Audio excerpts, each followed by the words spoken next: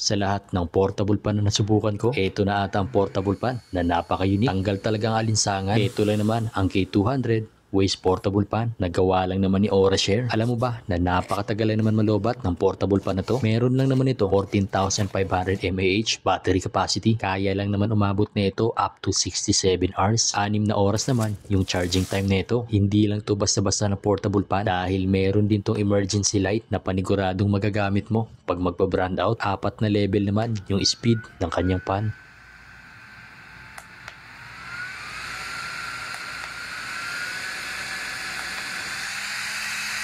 Ito naman yung pinakamalakas.